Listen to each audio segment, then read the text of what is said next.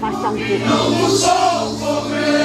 Seja sal, seja luz. Não vos conformeis. É a ordem de Jesus. Esse é o tempo de mudança e atitude.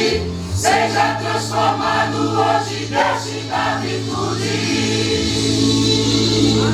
Davi era o menor entre os seus irmãos, mas não se acovardou, enfrentou o seu gigante. Era o salvo preso em Babilônia, arrebentou o sonho e rainha se tornou.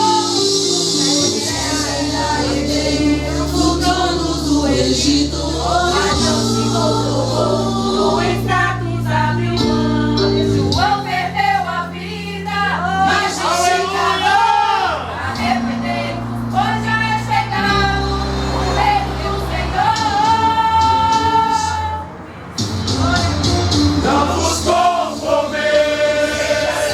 Seja luz. Não vos conformeis. É a ordem de Jesus. Esse é o tempo de mudança e atitude. Seja transformado hoje, Deus te dá virtude. Não vos conformeis. Seja sal, seja luz. Não vos conformeis. É a ordem de Jesus. Esse é o tempo de mudança e atitude. Seja transformado hoje, Deus te dá virtude.